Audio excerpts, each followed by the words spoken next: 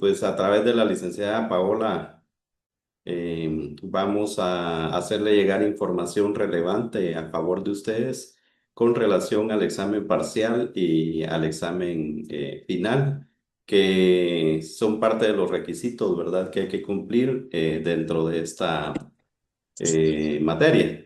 Entonces, no sé si la licenciada Paola ya está en línea para que nos apoye, licenciada Paola. Buenos días, licenciado. Buenos días, compañeros. Sí, aquí Sí. estoy. Bueno, muchísimas gracias. Tiene la palabra, licenciada Paula, para comentarles a todos los compañeros y compañeras cómo va a ser la dinámica del examen parcial del día de mañana y la puntuación correspondiente, ¿verdad? Pues la dinámica misma de ambos exámenes. Muchas Ah, gracias. ok, licenciado. Sí, ayer les comenté a ustedes de que el examen va a tener un valor de 40 puntos. Son 10 de trabajo que realizaron ustedes y 20 puntos de asistencia. El examen se va a realizar en el horario de clases, que es de 10 a 11, y va a ser a cámara encendida, ¿verdad? Para poder supervisarlos y todo. Y los temas a estudiar, pues es lo que vimos en clases, va a ser de la convención y de la constitución, ¿verdad? Y también, por favor, que todos estén puntuales, ¿verdad? Porque, como les dije anteriormente, el examen va a tener una duración de 1 hora. Después de ese lapso ya no se va a tomar el examen, ¿verdad? Y eso sería todo, licenciado. Muchísimas gracias, licenciada Paola. No sé si alguien tiene alguna duda sobre la dinámica a seguir. Licenciada Yasmín Marroquín, buenos días, qué gusto saludarla, bienvenida. Tiene la palabra, por favor.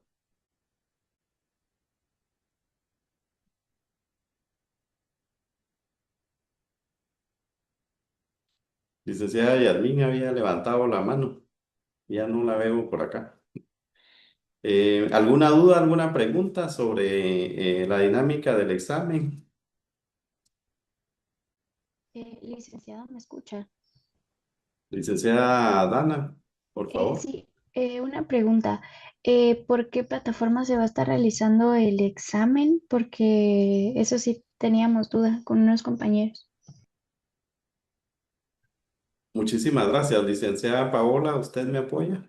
Ah, sí, disculpe, va a ser por formulario de form. Ahí el licenciado se los va a mandar, ¿verdad? Se les va a habilitar una casilla ahí y ahí se les va a subir el examen. Gracias. Bueno, para servirle. Ok, muchísimas gracias. Pues el examen, pues obviamente es requisito de la Tricentenaria Universidad de San Carlos de Guatemala. Reitero, es parte de percibir, ¿verdad?, cómo el estudiante captó y retuvo la información compartida en clases y pues no es nada extraordinario, ¿verdad? Vamos a hacer un ejercicio. Viene una pregunta. Ah, bueno, y vienen dos series. La primera serie es para que usted subraye la respuesta o las respuestas eh, correctas, ¿verdad? Puede venir una respuesta o dos o tres correctas. Y la segunda serie, pues es falso y verdadero, ¿verdad? Ustedes, la intencionalidad de su servidor es, pues, darle la oportunidad que ustedes vuelvan a repasar, a analizar lo compartido en clase y no un examen, pues ahí difícil, ¿verdad? Y complicado. Por ejemplo, si tuvieran la Convención Interamericana de Derechos Humanos y la Constitución Política de la República en este momento a su alcance, pues viene una pregunta más o menos de esta forma, ¿verdad? En el de subrayar. Eh, el preámbulo de la Constitución Política de la República de Guatemala establece que el Estado es responsable de conservar 5 regímenes. ¿Cuáles son esos regímenes? Usted va al preámbulo de la Constitución y pues obviamente ahí aparece el término régimen y a continuación están el régimen, ¿verdad?, al que se refiere el preámbulo de la Constitución. Si gusta, licenciada Paola, hacemos un ejercicio, ¿verdad? Vayamos al preámbulo de la Constitución y veamos cuáles son esos regímenes que el Estado de Guatemala es el responsable de garantizar. Sí, licenciada, ahorita le digo. Eh, ¿Escogemos a un compañero o como usted me indica? Sí, por favor, Ah, decidimos. va, Vale. está bien. ¿Me Preámbulo de la podría Constitución. apoyar, licenciada Paola? Perdone. Sí, compañera, gracias, muy amable. Buenos días, licenciado, Muy buenos licenciada días, Paola. licenciada. Acá pues cuando habla sobre la consolidación del régimen de legalidad, seguridad, justicia, igualdad, libertad y paz. Muchas gracias, licenciada Sofía. Es cabalmente, esa es la respuesta, ¿verdad? Laura Perdón, Quiñones, Laura Quiñones, perdón. Perdone, me están fallando los gracias por anteojos del día de hoy. Licenciada Laura Quiñones, muchas gracias ahí por su apoyo. Qué gusto saludarla. gracias, Lic. Entonces, pues básicamente así vienen las preguntas, ¿verdad? Ustedes tienen que tener entonces a su alcance la Convención Interamericana de los Derechos Humanos y pues la misma Constitución Política de la República, ¿verdad? Para poder responder y pues de esa forma. La otra serie es de falso y verdadero, ¿verdad? Por ejemplo, viene quizá una pregunta relacionada con. Viene la descripción ahí, ¿verdad? En cuanto a, por ejemplo, garantía judicial, ¿verdad? Toda persona tiene derecho a ser oída con las debidas garantías y dentro de un plazo razonable por un juez o tribunal competente, independiente e imparcial, establecido con anterioridad por la ley en la sustanciación de cualquier acusación penal formulada contra ella, o para la determinación de sus derechos y obligaciones de orden civil, laboral, fiscal o de cualquier otro carácter. ¿Esto es falso o es verdadero? Licenciada Paola, por favor. ¿Alguien que quiera participar, compañeros? Sí, perdone, no le escuché, podría volver a repetir, disculpe, creo que se me Ah, cortó ok, un poquito. muchísimas gracias. Bueno, con mucho gusto. Para eso estamos haciendo el ejercicio para que nos quede claro, ¿verdad? Viene una segunda serie de falso y verdadero. Entonces, ahí en la descripción indica garantía judicial. Toda persona tiene derecho a ser oída con las debidas garantías y dentro de un plazo razonable por un juez o tribunal competente, independiente e imparcial. Y continúa el texto, ¿verdad? Entonces ustedes tienen que pues consignar la F si es falso o la B si es verdad. ¿Verdad? Eso es, ¿verdad? Es algo tan sencillo y es solo de consultar su Convención Americana de los Derechos Humanos, ¿verdad? O ya sea la Constitución Política de la República de Guatemala. La dinámica dentro de todo el examen no varía, ¿verdad? Eso verdadero, es correcto. Gracias, licenciada Ramírez. Muchas gracias por su apoyo. Entonces, es verdadero, ¿verdad? Es una garantía judicial de conformidad al artículo 8 de la Convención Interamericana de los Derechos Humanos, ¿verdad? Voy a abrir un espacio en este momento para ver si alguien tiene algún comentario, alguna duda, algún aporte, alguna opinión, independientemente desde qué perspectiva sea, ¿verdad? Tal vez en esta oportunidad pueda participar el licenciado Juan José Rivera Alvarado, que le dimos la palabra en su oportunidad y aún no estaba en línea, pero no sé, licenciado, sí. Hoy tiene su micrófono y su cámara ahí a su alcance. Buenos días, licenciado. ¿Qué tal Ahora está, sí me licenciado escucha. Juan José? Buenos días, bienvenido, gusto en Muchas gracias. saludarlo. Tiene la palabra ahí por Igualmente, el derecho de petición y de exposición.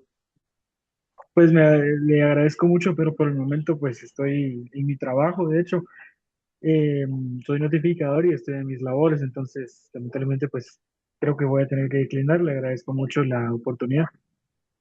Excelente, licenciado Juan José, lo felicito ahí ya en el ámbito del ejercicio profesional, ¿verdad? Ahí notificando y pues ese es el qué hacer de todos los días de los estudiantes de derecho y pues los futuros abogados y notarios. ¿Alguien más que quiera participar, que quiera aportar, que quiera? Buenos Hay días, un licenciado. espacio. Licenciado Giovanni, qué gusto saludarlo, Sí, bienvenido. buenos días. Si pudiera poner la Muchas cámara gracias, para licenciado. conocerlo. Bueno, recuerden.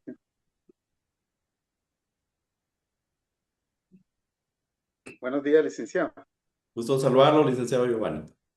Tiene la palabra. Sí, la duda que me quedó ayer respecto a la pena de muerte, el tema de ayer.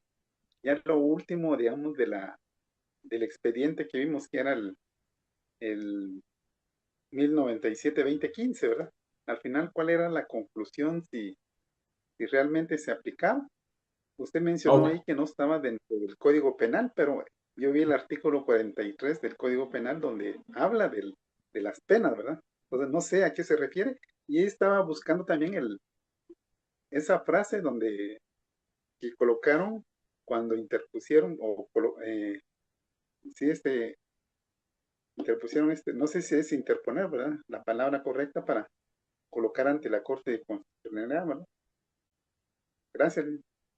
ok, muchísimas gracias, licenciado Giovanni. Efectivamente, vamos obviamente a continuar ahí el análisis de los considerandos. Ahora vienen ya los considerandos de la Corte de Constitucionalidad y como mencionamos, vamos a hacer las conclusiones y aterrizar en el tema. Es el artículo 132 del Código Penal, licenciado Giovanni, el que tenía esa frase, ¿verdad?, en cuanto a la pena de muerte. Y pues la Corte de Constitucionalidad pues lo declaró inconstitucional.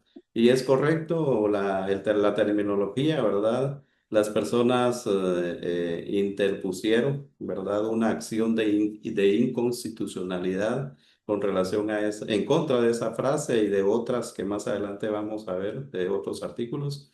Y pues, como ya mencionábamos, ¿verdad? La Honorable Corte, pues, tiene esa facultad, ¿verdad? De supervisar, de verificar el ordenamiento jurídico vigente. Y cuando se presenta o se interpone una acción de inconstitucional, pues, es el órgano jurisdiccional competente para conocer esta acción de inconstitucionalidad, ¿verdad? Entonces, es el artículo 132 Código Penal, ¿verdad? En donde eso es importante cuando compren sus códigos, vean que estén actualizados, ¿verdad? Que sea una versión última para que contenga pues todas las reformas y las resoluciones de la Honorable Corte que son importantísimas, ¿verdad? Para tener un código actualizado, una ley actualizada en cuanto a todas las reformas que pudieron haberse dado en el ínterin al día de hoy, ¿verdad? Entonces,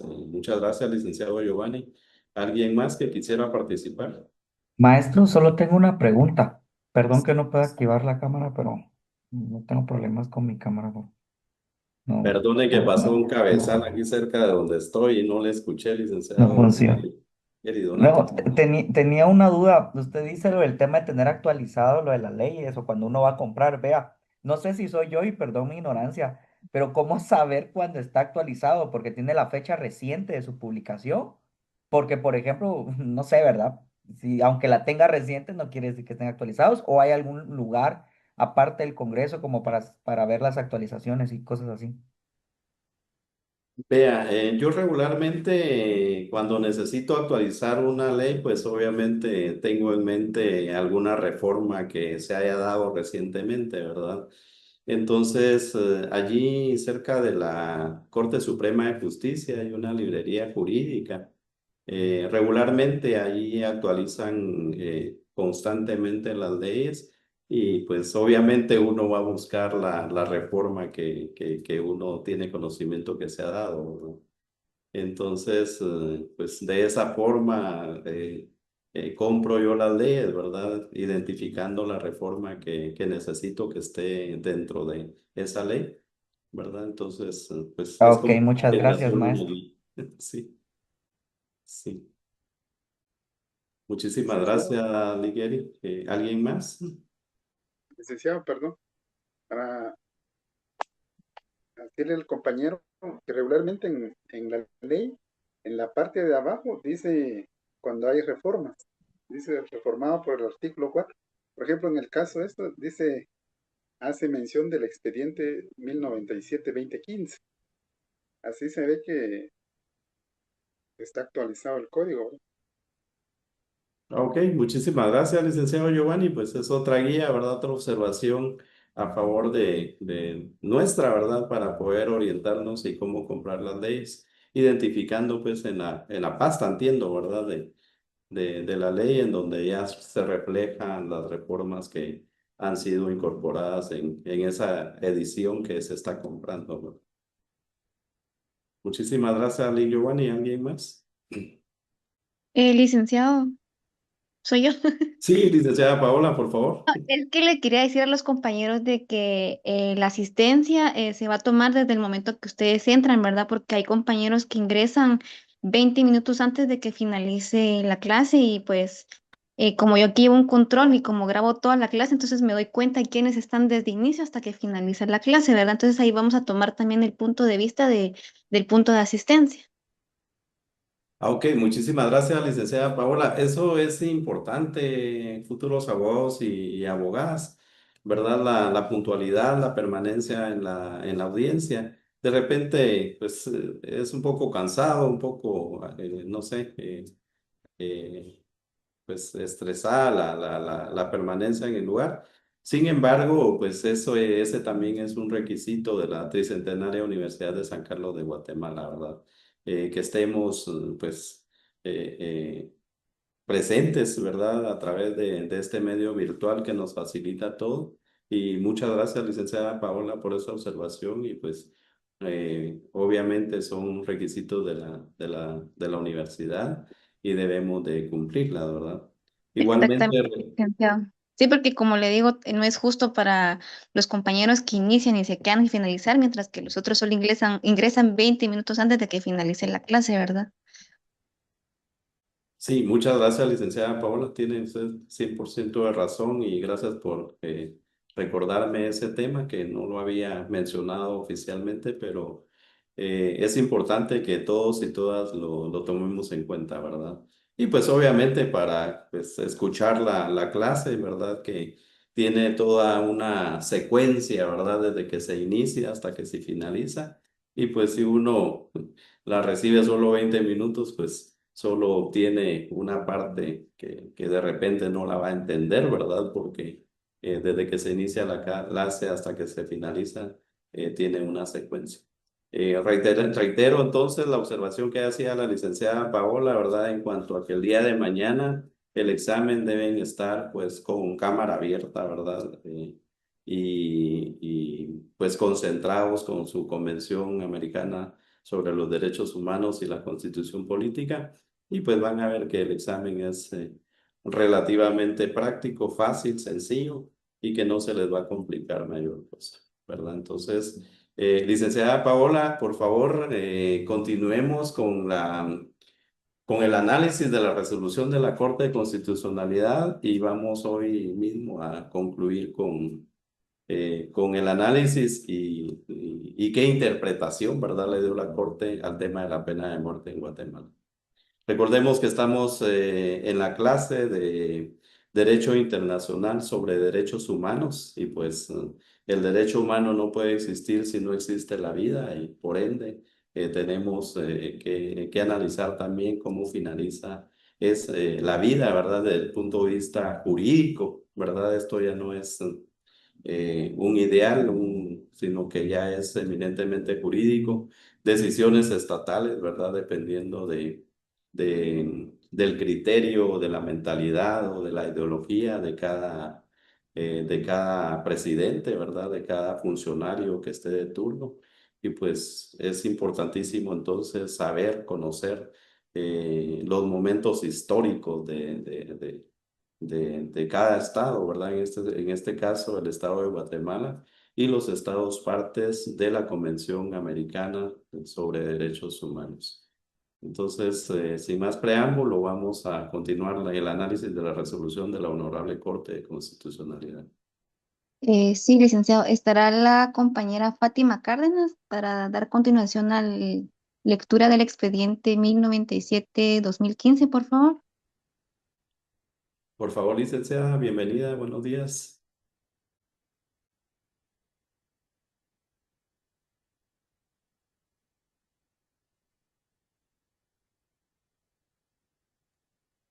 Ok, ¿estará la compañera Roxana Elías? Buenos días. Muy buen día, licenciada Roxana, qué gusto saludarla, bienvenida.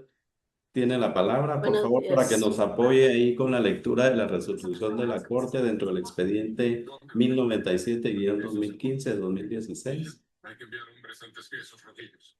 Muy bien, licenciado. Solo permíteme porque me perdí acá, entonces. Con mucho gusto.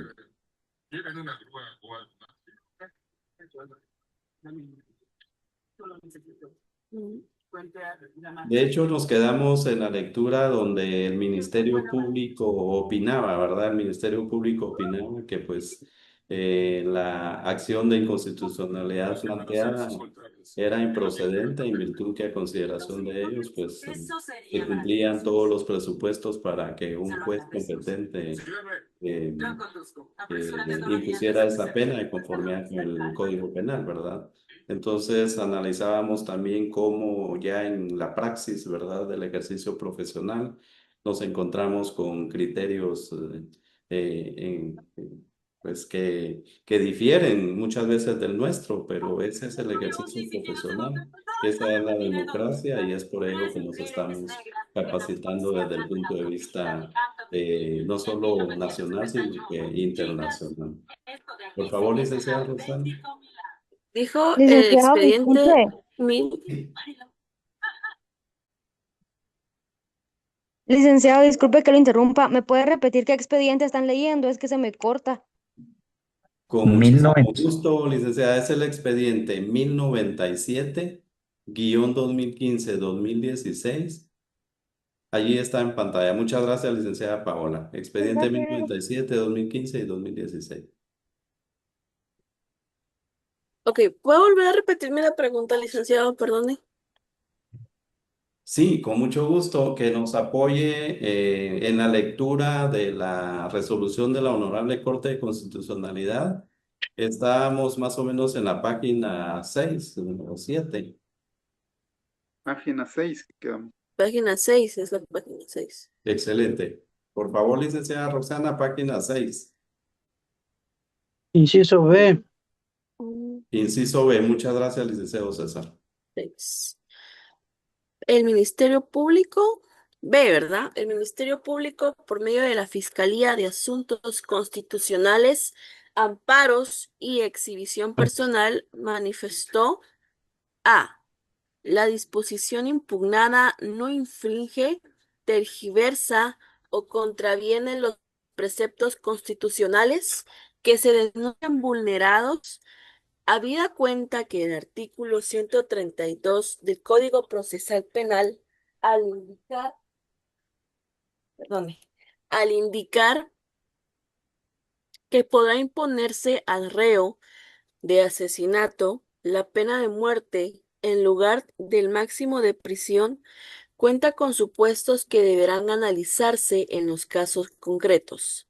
Una vez determinada la responsabilidad penal del procesado y la estimación que revele una mayor peligrosidad de la gente, lo que no es una simple deducción o inducción que utilice el juez como presunción, pues para ello deberá basarse en las circunstancias del hecho y de la ocasión, así como la manera de realizarlo y los móviles determinantes, encuadrando los hechos probados con el conjunto de elementos materiales y características de la acción delictiva y su resultado.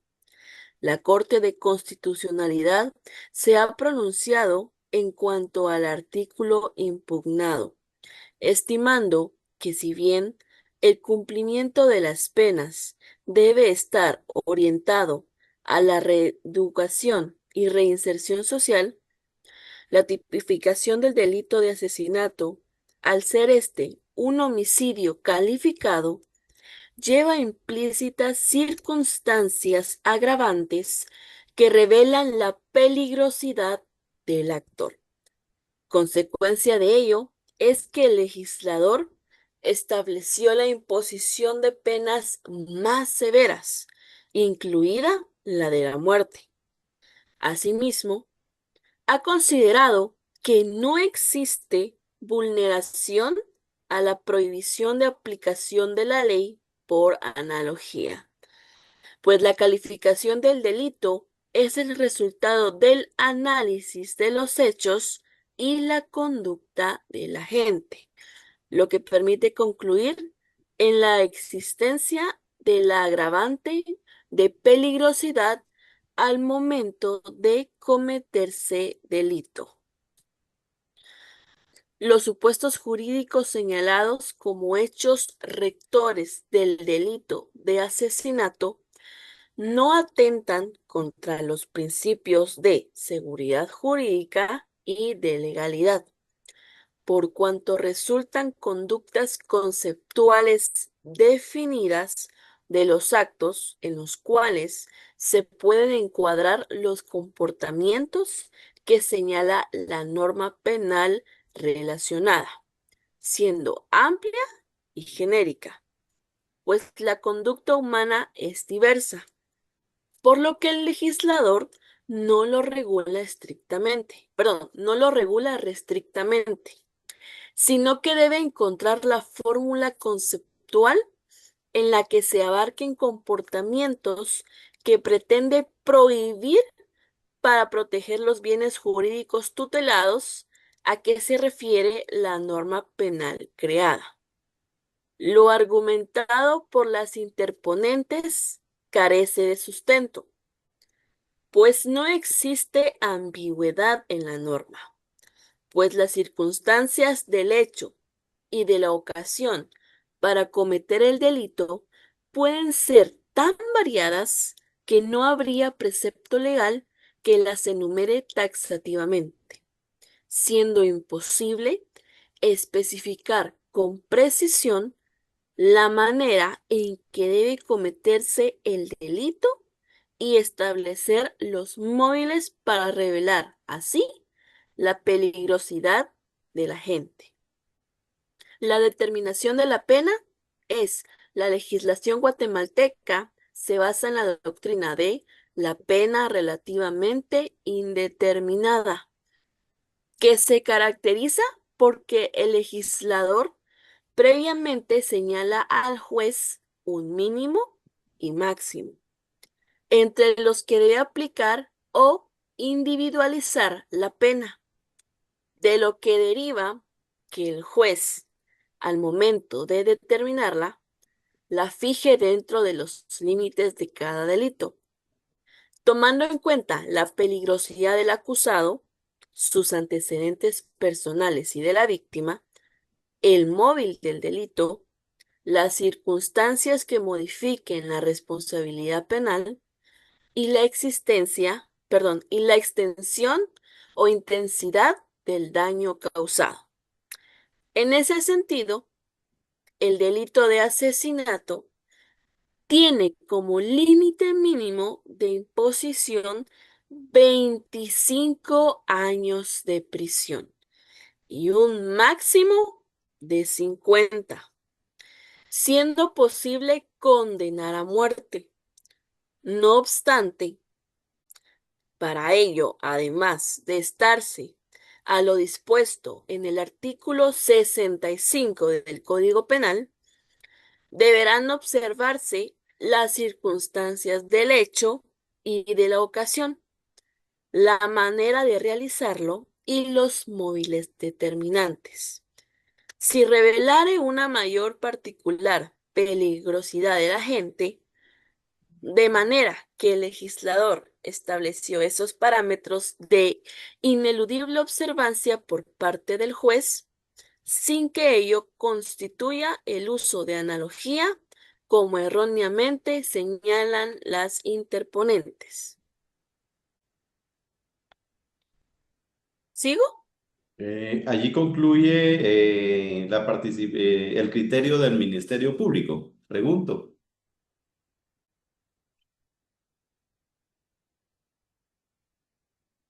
Ok, quedémonos ahí. Bueno, como lo que estamos analizando es el criterio de los ponentes, el criterio del Ministerio Público que interviene a través de la Fiscalía Constitucional y finalmente el criterio de la Honorable Corte, ¿verdad? Derivado de de los dos criterios contradictorios y encontrados, ¿verdad?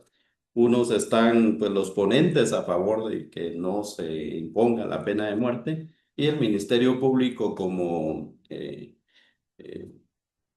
como parte de la participación, ¿verdad? En cuanto a darle un panorama más apegado a derecho, diría yo, ¿verdad? Pues tendrá la Corte esos dos criterios encontrados y pues la Honorable Corte por su alta investidura y la responsabilidad que tiene, pues determinar qué criterio es el que debe prevalecer al momento de resolver. Esto es importante porque aquí entra en juego ya la ideología, la filosofía, pues los principios morales, los principios espirituales y todo lo que hemos analizado, ¿verdad? ¿Quién está, por ejemplo, opinando en el Ministerio Público? Pues pudo haber sido alguno de nosotros los que estamos en este momento aprendiendo sobre ese tema y pues allí reviste importancia del conocimiento, porque finalmente lo que se está decidiendo ahí es que si una persona vive o si una persona muere, ¿verdad? Producto de un hecho delictivo, como es en este caso el asesinato. Entonces, quiero hacer énfasis en ello, ¿verdad? Sobre la importancia que tiene sobre su filosofía, sobre su ideología, cómo ve la vida, cómo ve, qué ponderación le da a los derechos naturales, por ejemplo, ¿verdad? Ya lo dijimos en reiteradas oportunidades, pues la vida es un derecho natural, pues que ni los mismos estados tienen la facultad de limitarlos, ¿verdad? De restringirlos. Pero ese es el tema, ¿verdad? Un criterio del Ministerio Público centrado únicamente en el ordenamiento jurídico. Se basan en que ya está regulado en ley, que los congresistas en su momento tomaron en cuenta las circunstancias en donde se dan los hechos y que están plasmadas ahí, ¿verdad? Por ejemplo, está la alevosía, la premeditación, en un lugar despoblado, en cuadrilla, ¿verdad? Por ejemplo, todas esas circunstancias, esos elementos que encuentran, que convergen y que finalmente pues le da esa connotación al asesinato, ¿verdad? O sea, no es lo mismo que una persona pues le dé muerte a otra persona con un disparo, como que le dé muerte con 20, 25 impactos de bala, ¿verdad? Ustedes, entonces, esas circunstancias, esa manera de cometer el delito son las que, pues, en su momento los congresistas, ¿verdad? El Congreso de la República de Guatemala, a través del artículo 132 del Código Penal, pues consideraron todas esas circunstancias y dijeron, bueno, eh, 25 años como pena mínima y 50 años como pena máxima, pero puede en un momento dado el juez pues sentenciarlo a la pena de muerte, ¿verdad? Entonces, veamos esa trascendencia y esa complejidad del tema, ¿verdad? Y eso es lo que estamos analizando, discutiendo. Y pues como todo tiene un orden, ¿verdad? Honorables y futuros abogados y abogadas, pues pueden haber N cantidad de criterios, pero finalmente son las instituciones públicas llamadas a velar porque toda esa gama de criterios tenga un solo camino, ¿verdad? Y en este caso es la Honorable Corte de Constitucionalidad, ¿verdad? Entonces, licenciada Paola, por favor, alguien que nos pueda apoyar para darle continuidad a la lectura. Sí, licenciado. ¿Estará Lisbeth Espinosa? Licenciada Lisbeth, muy buenos días, bienvenida. Tiene la palabra, apóyenos ahí, por favor. Buenos días, licenciado, perdone, ¿en qué página es que van? Yo ya me perdí. Es página 8. 8. Sí, alegatos en la vista pública. Hoy, solo permítame, solo me voy a parquear un poquito porque manejando, perdón. Ok, si no puede, pues escogemos a otro compañero, no hay pena. Quiero compartir. Ah, ok, está bien. 1, Muchas 2, gracias, licenciada 3, Lisbeth. 4, 5, 6, 7, 8. Ay, no encuentro. Sí, Concepto puede sobre ser la ese. guerra, ¿no? ¿Verdad? Vamos sobre el segundo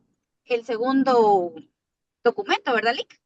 Es el expediente 1097-2015-2016. En la página 8 es donde dice alegatos en la vista pública. Vamos a ver, perdón, ya me parqué. Alegato. 1, 2, 3, 4, 5, 6, 7, 8. No, no lo encuentro. Dios mío.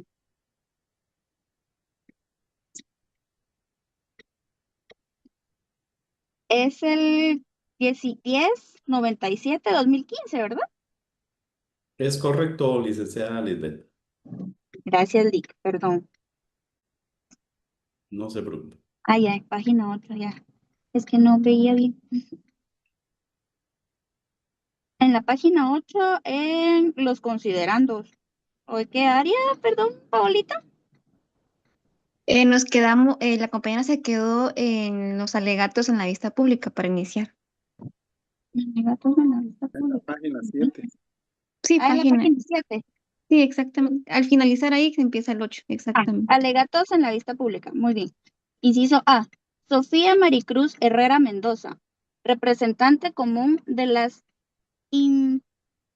interponentes, reiteró los argumentos expuestos en el escrito inicial de la acción instada.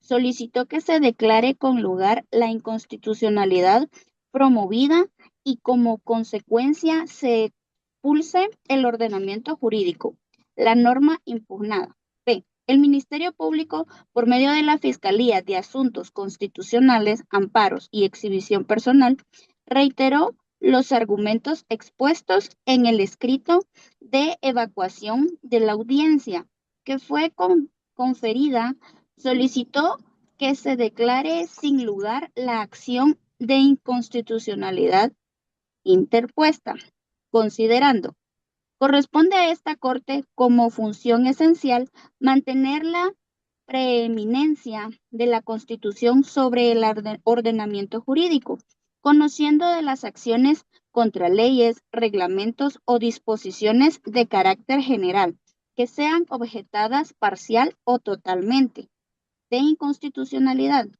Segundo, como cuestión preliminar, es preciso señalar que, en relación a la denuncia de inconstitucionalidad del penúltimo párrafo del artículo 132 del Código Penal, concretamente la fase,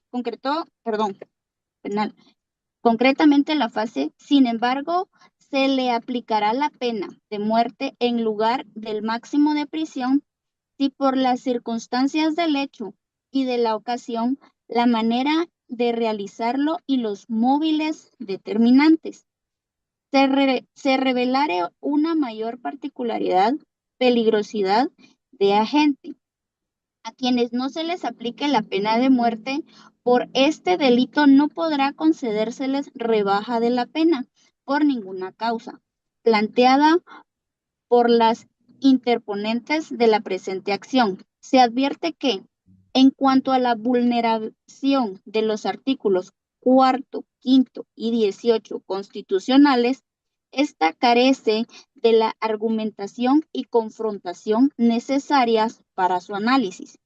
De esa cuenta, el conocimiento de la presente acción versará únicamente sobre la denuncia de vulneración a los artículos 14, 12, 17 y 19 de la Constitución Política de la República de Guatemala, de acuerdo con las argumentaciones que quedaron resumidas en el segmento introductorio de esta sentencia.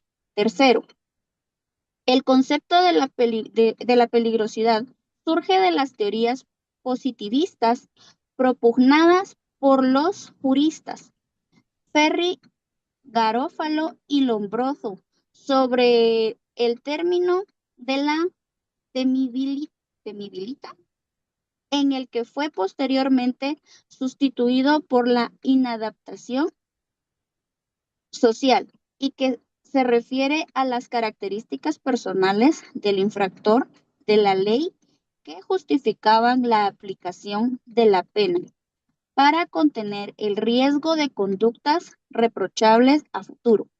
Es decir, la sanción vista como un medio de defensa social. En ese sentido, la peligrosidad fue definida como una circunstancia personal del delincuente, cuya perversidad constante y activa lo hace socialmente temible por la cantidad del mal previsto que hay que esperar de él. La escuela positivista consideró a la peligrosidad como una característica determinada biológicamente y, por consiguiente, insuperable. Es así como se sustenta la teoría del derecho penal del autor, en contraposición a la escuela clásica de derecho penal de acto. De acuerdo a la primera corriente, la persona debe ser castigada por lo que es, declaración que puede realizarse incluso ex ante, es decir, cuando aún el delito no ha sido cometido, en tanto que la segunda vertiente sostiene que la persona debe ser penada únicamente por lo que hace. La visión del delito como un problema estrictamente social fue tratado entonces como una patología que generó diversas explicaciones científicas del delito y políticas para su control, las cuales extravagantes y atentatorias de los derechos más elementales. De esa cuenta, las penas de muerte y de reclusión perpetua se constituyeron como las soluciones legales idóneas para contener la peligrosidad como elemento inherente del delincuente. Producto de la escuela positivista, surgieron nuevas propuestas sobre el tema, entre las que trascendió el modelo binario de consecuencias penales, atribuido al tratadista Karl Stoss, quien introdujo por primera vez sistemáticamente las medidas de seguridad en el anteproyecto del Código Penal suizo de 1893. Stoss sostenía que éstas debían instituirse como un método de tratamiento totalmente distinto de las penas en cuanto a su fundamento y orientación. Si bien su propuesta estaba destinada a los delincuentes jóvenes, los delincuentes alcoholizados, los vagos, los criminales habitualmente y los anormales mentales, por considerar que estaban determinados espiritual o corporalmente a delinquir. En ella plasmó que la pena no era adecuada para el tratamiento de estas personas, pues esta no estaba determinada como arreglo al estado de la gente, sino como arreglo al acto por el ejecutado, siendo por ende necesarias otras medidas que consiguieran lo que la pena no obtenía. Cabe destacar su rotunda oposición a la pena de muerte, por considerarla inútil. Posteriormente, como resultado de la dinámica evolutiva del derecho penal, resurgió el concepto de culpabilidad, instituyéndose entre como el elemento subjetivo del delito y por ende el fundamento y límite de la pena a imponer. Así, la conducta antijurídica se consideró como la pieza rectora de la culpabilidad, por lo que únicamente podía reprocharse la conducta que encuadrará en el tipo previsto con anterioridad en la ley, eliminándose así los resabios. La corriente positivista, en ese orden de ideas, las circunstancias personales del delincuente y las razones endógenas dejan de ser objeto de punición y trascienden de la disciplina estrictamente penal. Cuarto, el motivo de impugnación es el presente caso en el artículo 132 del Código Penal. Concretamente, las frases, sin embargo, se le aplicará la pena de muerte en el lugar del máximo de prisión si por las circunstancias del hecho y de la ocasión, la manera de realizarlo y los móviles determinantes se revelare una mayor particular peligrosidad de la gente, a quienes no se les aplique la pena de muerte por este delito. No podrán concedérsele rebaja de la pena por ninguna causa. Para dar respuesta a los cuestionamientos de las interponentes, el análisis pretendido será abordado en el orden a los fundamentos expuestos respecto a cada artículo constitucional que señalan vulnerado. Ok, deme un segundito, licenciada Lisbeth. Muchas gracias, muchas gracias. Vean, cómo es de importante la capacidad que debemos de tener nosotros el día de mañana en el ejercicio profesional, porque pues aquí estamos viendo diferentes corrientes, ¿verdad? Diferentes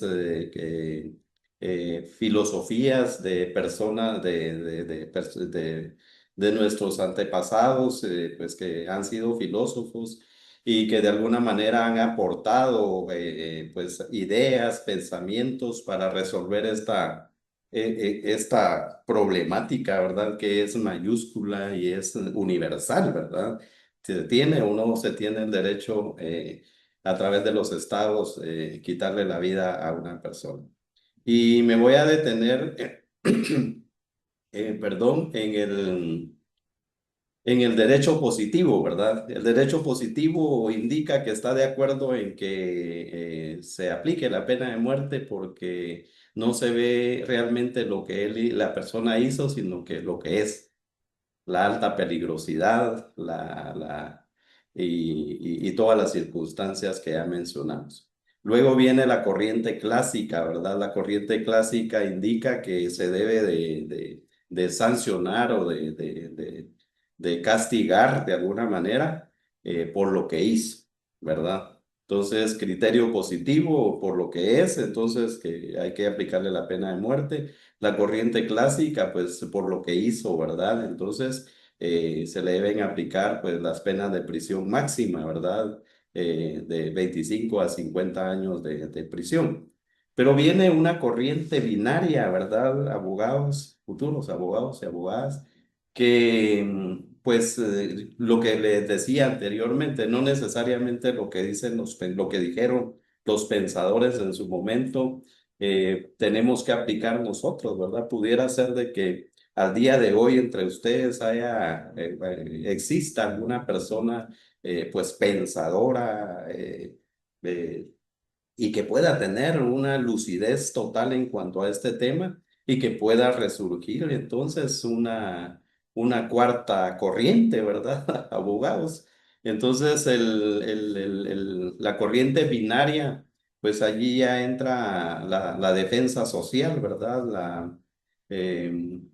La perversidad y las medidas de seguridad que deben de prevalecer, ¿verdad? Entonces, este concepto, de acuerdo al análisis que hace la Honorable Corte de Constitucionalidad, entonces analiza lo que le denunciaron los ponentes, los que interpusieron la acción de inconstitucionalidad, analiza lo que el Ministerio Público le indicó, ¿verdad? De acuerdo al derecho positivo. Y entonces ya tiene mención aquí a un derecho, una corriente binaria en donde ya separa los dos criterios anteriores. Importantísimo eso para ustedes, abogados y abogadas, porque el día de mañana ustedes no tienen que centrarse únicamente en lo que le dice una parte o en lo que dice la otra parte, sino que ustedes como seres pensantes, abogados y abogadas preparadas, capacitadas y con un ejercicio profesional íntegro, pueden en un momento dado incidir en la decisión sobre la vida de una persona. Ese es el tema que estamos analizando.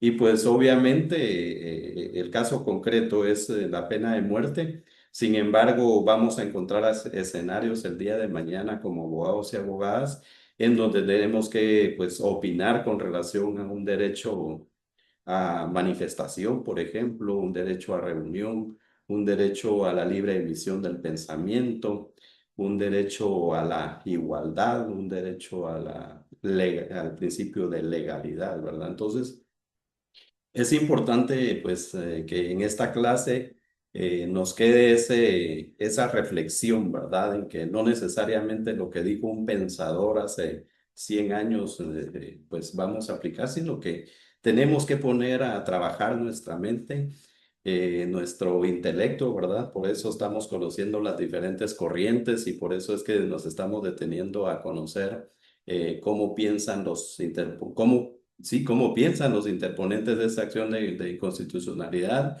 cómo piensa la persona que emitió la opinión por parte del Ministerio Público a través de la Fiscalía Constitucional, ¿verdad? Y finalmente, cómo piensan los honorables magistrados que tuvieron la responsabilidad de resolver esta problemática. Licenciada Lisbeth, por favor, si fuera tan amable de seguirnos apoyando. Lick, fíjese que yo le quería dar bueno, parte de mi punto de vista, ¿verdad? Ok, Como por favor, muchas las gracias. dos inconstitucionalidades van referentes al tema de la pena de muerte. Uno es sobre la ley de narcoactividad y el otro sobre el Código Penal, ¿no? Aquí, en teoría, sí hay que realizarlo, pero no se aplica. Y es por los convenios que se han celebrado en Guatemala en el tema precisamente de derechos humanos. Al final sí está vigente la pena de muerte, pero por los convenios que se han celebrado por el Estado de Guatemala en el tema de derechos humanos, como le repetía, es de que acá en nuestro país no se aplica. Aunque lo que usted decía, ¿verdad? Hay diversas formas de pensamiento de cada uno, por ejemplo, en el área del Ministerio Público, los abogados, etcétera, etcétera. Las acciones de inconstitucionalidad forman parte del pacto, al final también inmerso de lo que estamos viendo del Pacto de San José, donde se vulnera el derecho a la vida, ¿verdad? Entonces, los dos, como usted lo ha indicado, van relacionados. En cuanto a mi punto de vista, licenciado, le sé decir que aquí, al menos en la capital, de lo que estaba leyendo ahorita respecto a lo de los adolescentes, licenciado, es un tema muy complejo porque uno viéndolo desde la forma humana, lo que uno va a ver a diferentes escenas que se dan dentro del parámetro del ámbito de Guatemala, ya se ve la hazaña y la mala intención que tienen los adolescentes también para cometer un hecho delictivo y darle muerte ya sea a mujeres, niños, entre otros. Y qué es lo que van aprendiendo o es lo que absorben dentro de los lugares a donde ellos, pues usted sabe que se meten maras, clicas, etcétera, etcétera. Entonces, para mí, punto de vista, como yo lo veo internamente, se ven escenas, licenciado, tan crueles, tan que uno dice que le tocan a uno, le puedo decir el corazón, de ver cómo es que terminan matando, dándole muerte a diferentes personas, los videos que los mismos jóvenes llegan a grabar. Ahorita me refiero en el tema de jóvenes por lo que yo estaba leyendo. De igual forma en adultos, entre otras cosas. Obviamente están los derechos humanos para ellos, licenciado, pero para llegar a ese punto y a esa mentalidad, ellos también ya no tienen, ¿cómo decirle? Lo que están teniendo, digamos, lo que los derechos humanos les están dando a ellos todavía de aún incorporarse a la sociedad. Hay muchos que se puede decir que sí ya no lo merecen, en mi punto de vista, el mío, porque Lick, hay cosas que uno ve y ya son reincidentes dentro de lo que hacen. Los tienen, o sea, las mismas bandas, usted sabe que tienen hasta ellos su propio, ¿cómo su propia jerarquía. Entonces, los principales solo mandan y a que hagan y deshagan, ya sea bajo temas de extorsiones, bajo temas, ¿qué le puedo decir? Pasionales, entre muchas cosas, o dentro de lo que le hacen. Les sé decir de que dentro de lo que yo he logrado ver, o estoy dentro de, por estoy, pues, laboro en una de las instituciones es donde uno sí lo ve de una forma fría al final y es donde uno quiere que se realice esa justicia, ¿verdad? Y uno dice, ya esas personas, ya esos jóvenes, ya esos adolescentes, ya no van por otra cosa más de que ya tienen ellos el hecho de matar, ¿verdad? Entonces, ellos a la hora de que estén dentro de una cárcel, se ponen peor, licenciado, porque ahí se ven cosas mucho peores. Cuando uno ingresa a una cárcel, los jóvenes no están para curarse. Hay muchos que tal vez sí lo pueden hacer y otros no. Entonces, para mi forma de pensar, sí se debería de aplicar, pero tener bien los parámetros o los requisitos necesarios para poderlo realizar. Únicamente es mi punto de vista. O sea que para algunos se aplique y para otros no, siempre llevando las pruebas necesarias dentro del caso. Gracias, Lick. Ok, no, interesante su exposición, licenciada, y cabalmente siempre he sostenido que uno no tiene la verdad absoluta, ¿verdad? Y de hecho en el examen, y me anticipo, en el examen viene una pregunta con relación a ese tema, y cualquier respuesta que den va a ser válida, porque desde el punto de vista que lo veamos, o nos posicionamos en la corriente del derecho positivo o en la corriente clásica o ya en la corriente binaria, ¿verdad? Que mencionaba ya la Corte de Constitucionalidad. Entonces, importantísimo su punto de vista, licenciada Lisbeth, y su aportación. Bienvenida, porque esto nos amplía el panorama a todos los que estamos participando. Y pues, como ya mencioné, ¿verdad? Ya en forma individual uno pues emite su opinión. Y algo bien importante, licenciados, y aprovechando este espacio, recordemos que la ley del organismo judicial a todos los abogados y abogadas nos da una alta investidura, así lo determina la ley del organismo judicial. Entonces, su opinión el día de mañana en un escenario público, privado, político, social, cultural, etcétera, vale muchísimo y es por ello pues que debemos de estar muy bien enfocados y muy bien capacitados para emitir una opinión de esta naturaleza.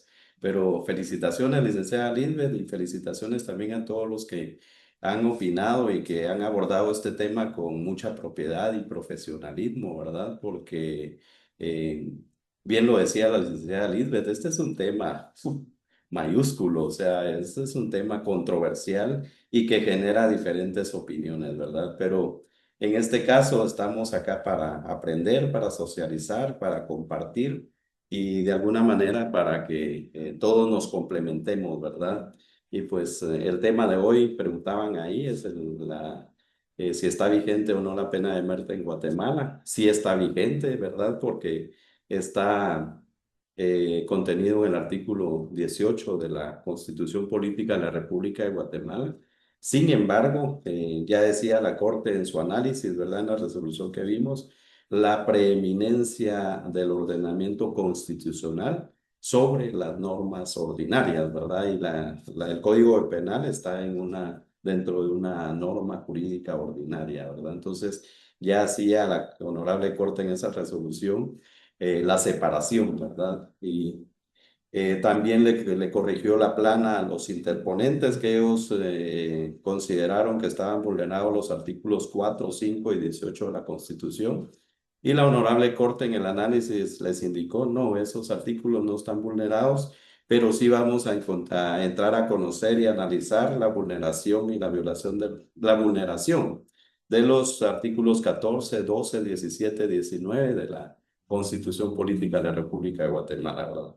Pero interesante tema, me apasiona muchísimo porque está relacionado con la vida, ¿verdad? O sea, la vida suya, la vida mía como parte de un conglomerado social guatemalteco. Licenciada Roxana, usted levantó la mano, por favor, tiene la palabra. Sí, licenciado, solo para, junto con lo que yo leí, ¿verdad? Con lo que estaba leyendo mi compañera, lo que yo entiendo o trato de entender y pues corríjame de no ser así, ¿verdad? El grupo de personas que fue representado, en este caso por Sofía Maricruz, se queja ante la Corte porque una parte del artículo 132 del Código Penal permite que a alguien acusado de asesinato le pongan pena de muerte si el juez cree que es muy peligroso. Entonces ellos dicen, esto es inconstitucional, hay que quitarlo. Pero el Ministerio Público responde de esta forma, no, la ley está bien, no hay inconstitucionalidad. Y ahí es cuando ya la Corte viene y dice, va, solo voy a analizar algunos artículos de la Constitución porque ustedes, tanto el Ministerio Público como los representantes, porque ustedes no, ¿cómo lo digo? Ustedes no explicaron bien esa supuesta violación de los artículos ya mencionados, ¿va? Entonces, la Corte ya explica lo que significa peligrosidad.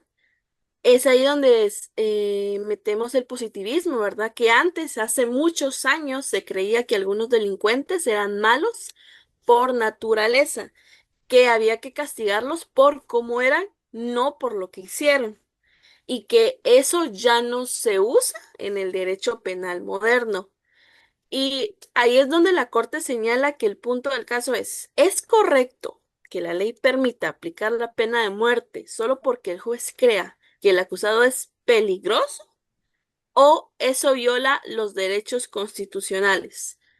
Ahí van mis dos preguntas, por eso es algo que todavía me queda duda, ¿verdad? O sea, ¿es correcto que la ley permita aplicar la pena de muerte solo porque el juez crea que el acusado es peligroso o eso viola los derechos constitucionales que se mencionan? Eso sería todo. Gracias. Ok, importante su pregunta, licenciada, y felicitaciones por ello. Vean,